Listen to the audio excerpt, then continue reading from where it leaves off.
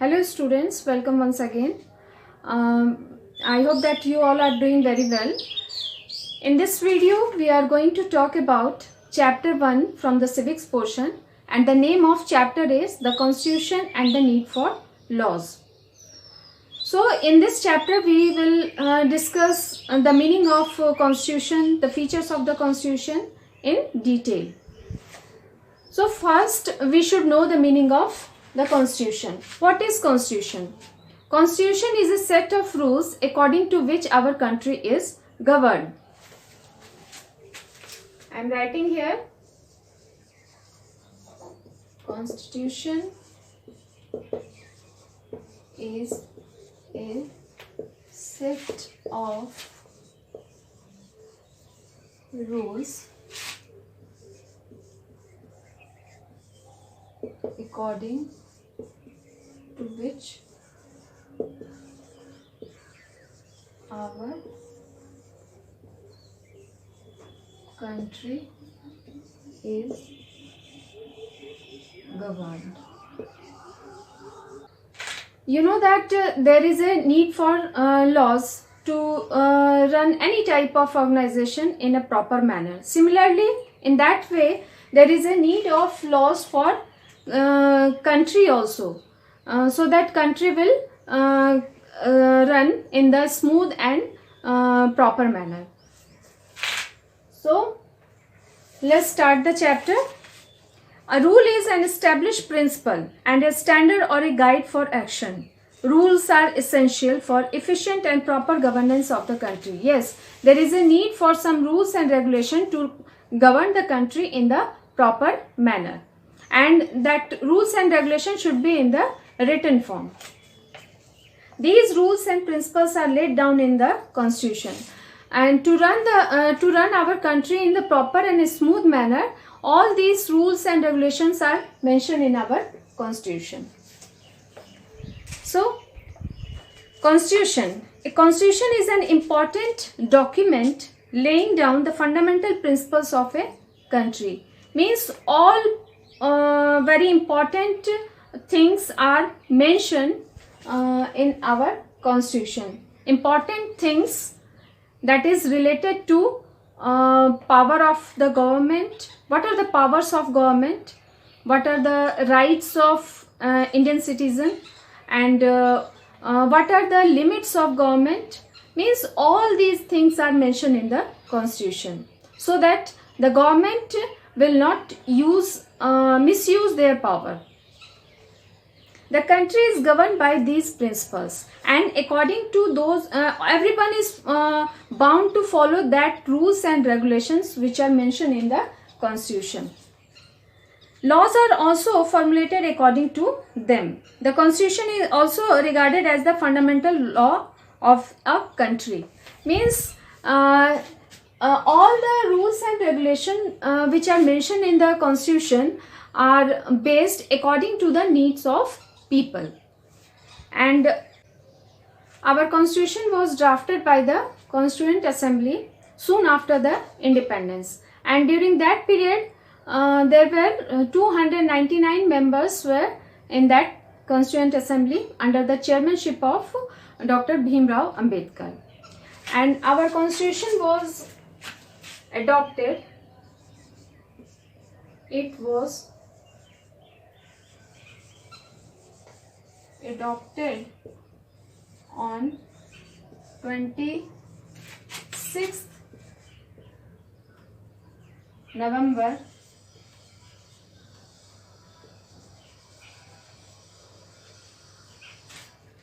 1949 and came into effect on 26th January 1950. It was adopted on 26th November 1949 and came into effect on 26th January 1950.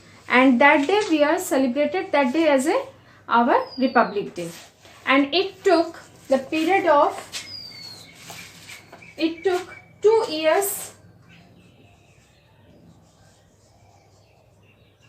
11 months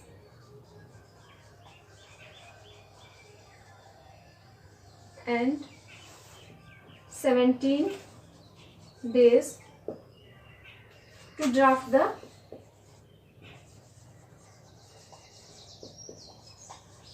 Constitution.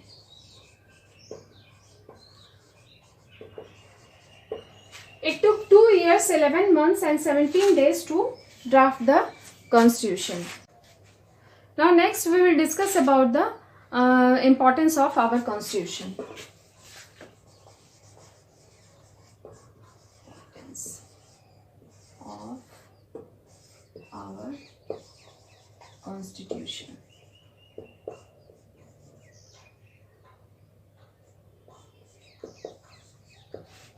First, our Constitution contains all fundamental duties, responsibilities of the government and its structure and organs of the government.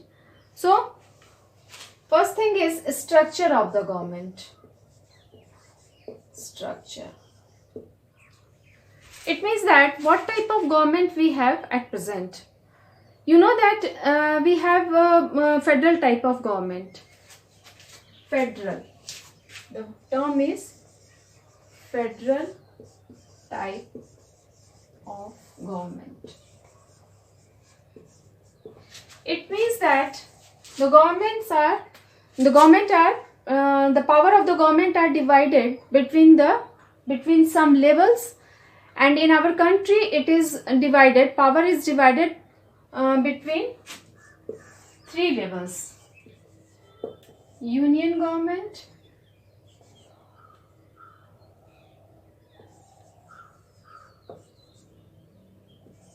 state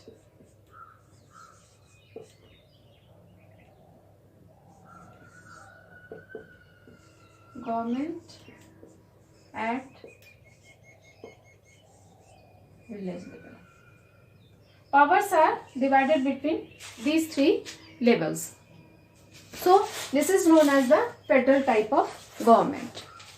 So, and this is the structure of the government. Structure means we have federal type of government according to which powers of the government are divided between the 3 levels: union level, state level and government at the village level. The second is organ.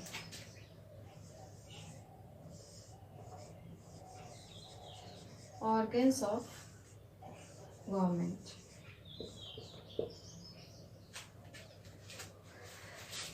Organs of government. There are 3 types of organs in our organs of government in our country. First is legislative.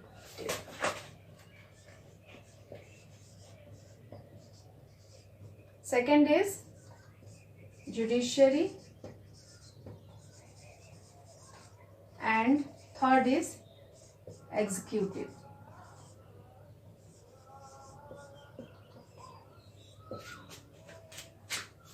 There are 3 types of organs of the government in our country. First is legislative, second is judiciary and third one is executive. It is the duty of... Now what is the function of legislative, judiciary and executive? Legislative makes laws for country. It includes Lok Sabha at the union level and state assembly at the state level. And it is the responsibility of legislative to formulate the laws, and these laws are made according to the needs of people, according to the requirements of the people. Second is judiciary. Judiciary means the court system of our country. You know that we have a Supreme Court at the apex level, and every state has one high court, and every district has one district court, and there are 3 names of district court. First is local court, district court and subordinate court. Now the third is executive. Executive, what is the responsibility of executive? The responsibility of executive is to enforce the laws and to maintain law and order in the state. Means it is the function of executive to check whether the government or the individual are following that rules and regulation in proper manner or not.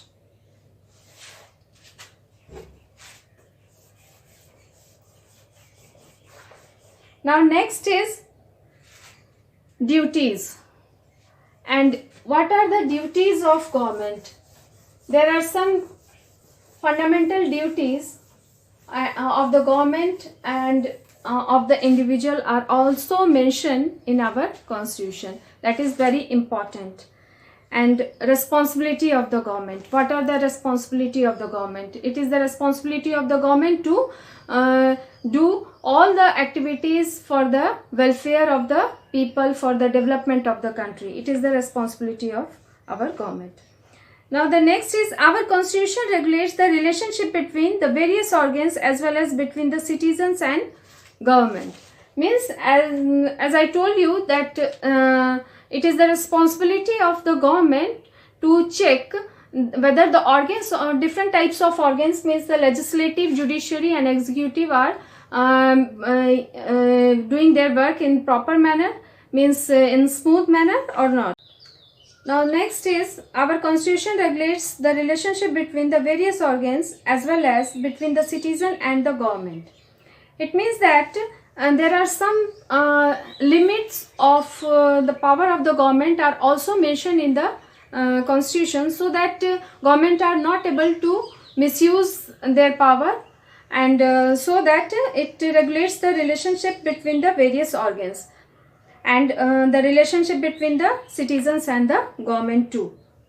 Now third is our constitution has a system of checks and balances. This prevents the misuse of power vested in the government.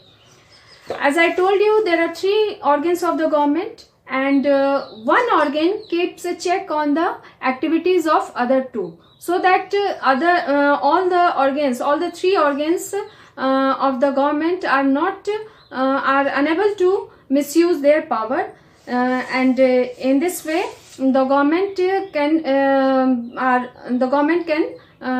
run the country in the smooth manner. Now next important point is India has a diverse population. It is important to protect the rights of minorities. Our constitution guarantees certain rights to protect the minorities, to protect them against the oppression by the majority. It means that India has a diverse population. Diverse population means country having different types of religion, different types of caste or subcastes. So in India, people of different types of religion, caste or subcaste are living here. So we can say that India has a diverse population, and it is the responsibility of the government to protect the rights of each and every individual. And our constitution guarantees certain rights to the minorities to protect them against the oppression by the people. Minorities means a group having less number of the people. So in this regard, our constitution has granted one of the rights, that is cultural and educational right, to protect the rights of the minorities. Cultural and educational rights preserve the right of any section of the citizen to conserve their language, script and culture, and the right of minorities to establish and administer the educational institution of their choice. And the next is our constitution also guarantees a certain fundamental rights to the citizen in order to protect them against any injustice by the government. Means in our constitution there are 6 fundamental rights are mentioned for the Indian citizen, and article 12 to 35. Article 12 to 35 contained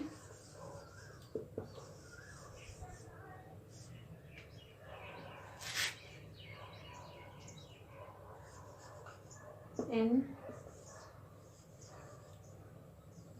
part 3rd of the Constitution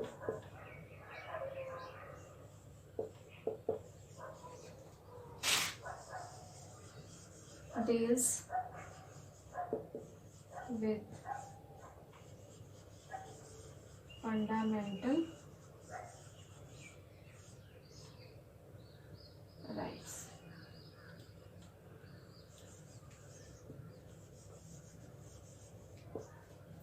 Article 12 to 35 contained in part 3rd of the Constitution deals with the fundamental rights. As you know that there are 6 fundamental rights, that is right to equality, right to freedom of religion, cultural and educational right, right against exploitation, right to constitutional remedies. All these all these rights, fundamental rights, are mentioned in from Article 12 to 35 in our Constitution, and in 3rd part of the Constitution. And these rights are granted by our Constitution to protect or to develop the personality of the. Article 12 to 35 contained in the part 3rd of the Constitution deals with the fundamental rights.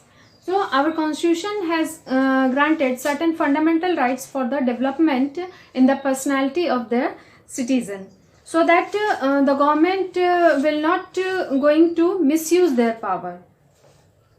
Need for laws. Laws are meant for the welfare and security of the people. Need for laws is only for the welfare of the people, for the development of the country.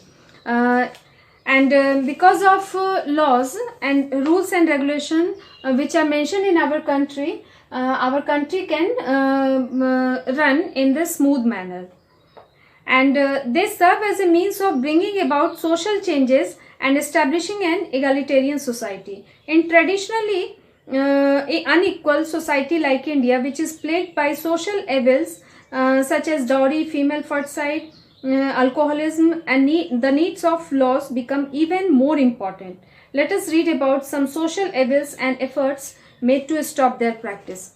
Means previously our society was facing very difficulties, different types of difficulties, such as dowry system, sati pratha, untouchability system. To protect the society from all that social evils, there was a need of laws, that is to bring the social changes and to establish a egalitarian society. Egalitarian society means the people having a society in which the people having equal status and opportunities. Egalitarian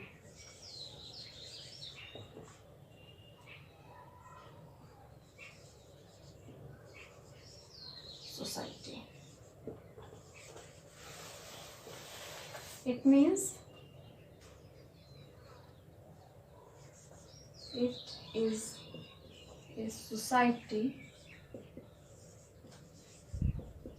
in which people have equal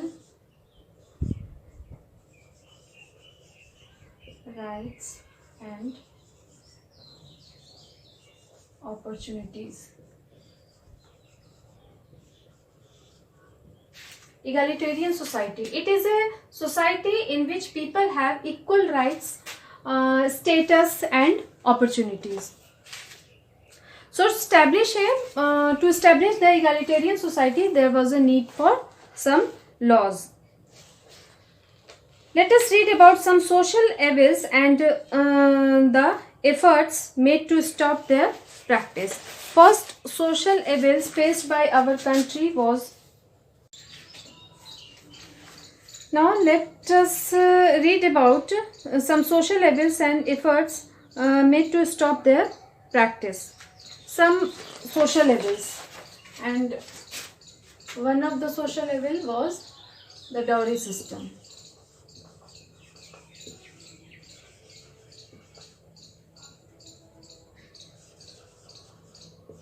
in dowry system, some amount of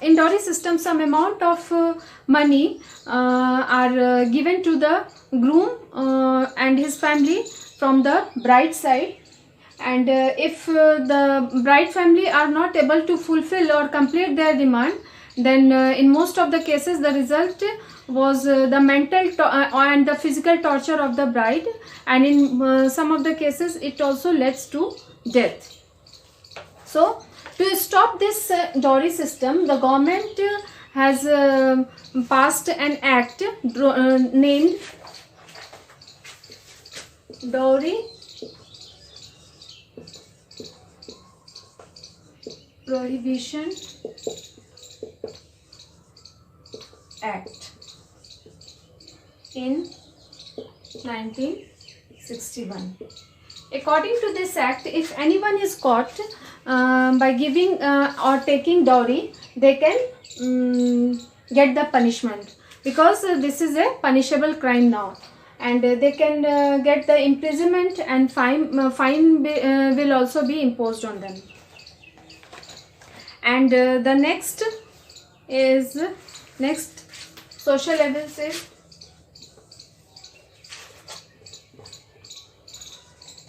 female foeticide.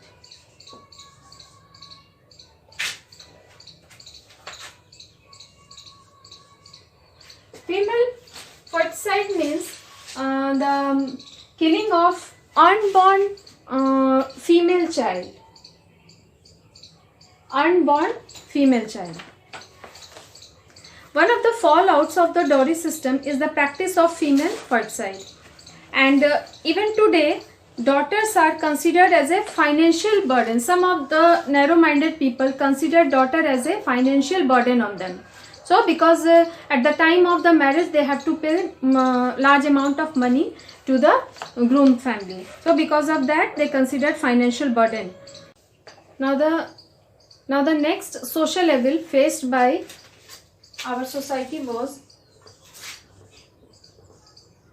female foeticide.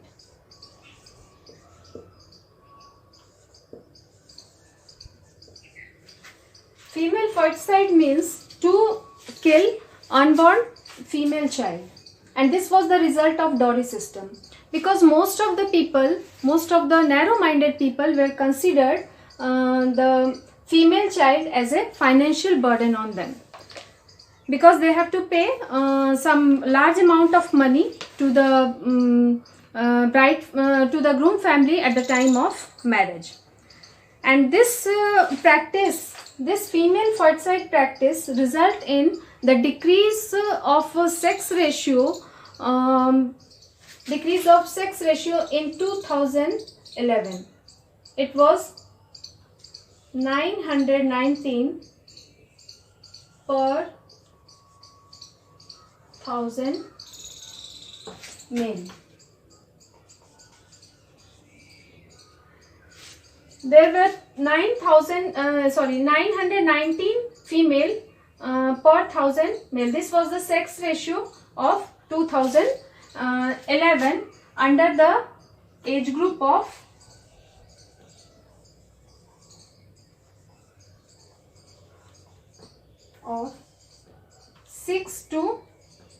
0 to 6 years. Because of the female foeticide, the sex ratio of 2011 under the age group of 0 to 6 years decreased to 919 per 1000 male. And to stop this practice, to stop female foeticide, government has passed an act, PNDT, named PNDT Act.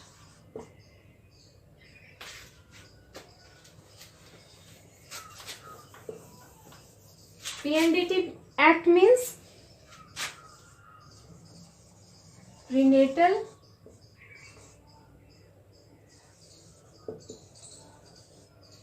Diagnostic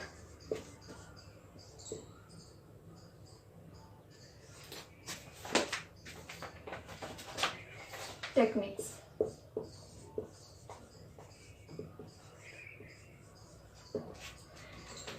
prenatal diagnostic techniques, and according to this act,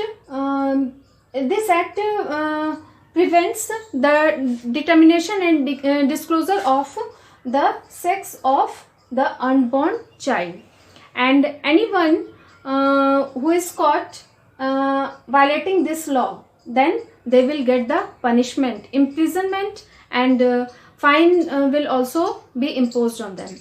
So now rest of the part we will discuss in next video. Till then, take care.